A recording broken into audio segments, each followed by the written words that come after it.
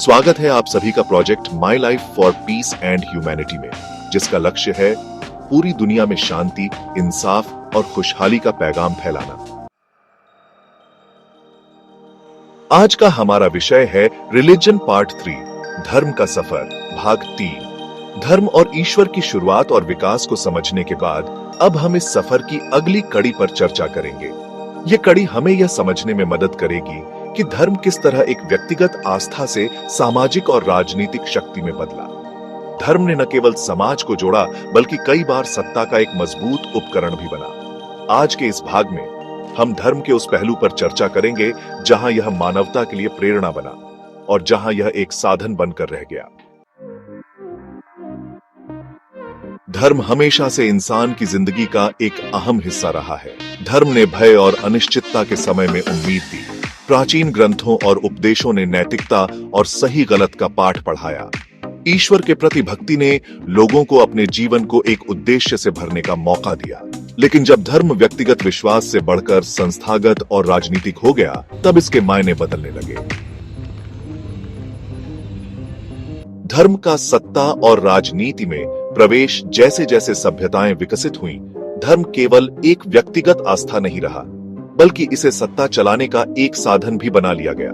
मिस्र में फिरौन को भगवान का रूप माना गया ताकि जनता उनके आदेशों को बिना सवाल माने। वर्ण व्यवस्था के जरिए समाज को धर्म के नाम पर वर्गों में बांटा गया। यूरोप में मध्यकाल में चर्च का शासन इतना शक्तिशाली हो गया कि राजाओं को भी पोप से अनुमति लेनी पड़ती थी। धर्म ने राजाओं और शासकों को ऐसी शक्ति दी जिससे वे अपनी सत्ता को वैध ठहरा सके। धर्म के सकारात्मक योगदान। लेकिन धर्म हमेशा सत्ता के लिए उपयोग नहीं हुआ। भक्ति आंदोलन, भारत में संत कबीर, गुरु नानक और तुलसीदास जैसे संतों ने धर्म को एक नए रूप में पेश किया। उन्होंने प्रेम, भाईचारे और समानता का संदेश दिया। धर्म ने सामाजिक सुधारों को प्रेरित किया। उदाहरण, बौद्ध धर्म ने अहिंसा और करुणा का संदेश दिया। धर्म ने शिक्षा, कला और संस्कृति को भी नई ऊंचाइयों तक पहुंचाया। मंदिर, मस्जिद, चर्च और स्तूप न केवल आस्था के केंद्र थे, बल्कि वास्तुकला और कला के अद्भुत नमूने भी हैं। धर्म के नाम पर संघर्ष। जहां धर्म ने समाज को जोड़ा, वहीं इसके नाम पर संघर्ष भी हुए। धर्म का उपयोग विभाजन और हिंसा के लिए भी किया गया।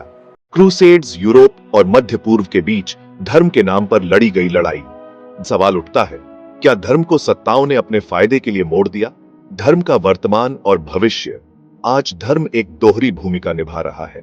एक तरफ यह व्यक्ति को शांति, प्रेरणा और उद्देश्य देता है, दूसरी तरफ इसे राजनीति और सत्ता के लिए इस्तेमाल किया जा रहा है। लेकिन यह हमारी जिम्मेदारी है कि हम धर्म को उसके मूल उद्देश्य, शांति, भाईचारे और मानवता की सेवा के लिए उपयोग करें। धर्म एक ऐसा विषय है जो हर युग में बदलता और विकसित होता रहा है। यह हमारे जीवन को अर्थ देता है, लेकिन अगर इसका गलत उपयोग हो तो यह विभाजन का कारण भी बन सकता है। इस वीडियो का उद्देश्य धर्म की गहराई को समझना और इसे एक सकारात्मक शक्ति के रूप में अपनाने की प्रेरणा देना है। धर्म का सफर जारी रहेगा। अगले भाग में हम चर्चा करेंगे कि आधुनिक युग में धर्म किस तरह मानवता के लिए एक नई उम्मीद बन सकता है। अगर यह वीडियो आपको ज्ञानवर्धक और प्रेरणादायक लगा हो तो इसे जरूर शेयर करें और चैनल को सब्सक्राइब करें।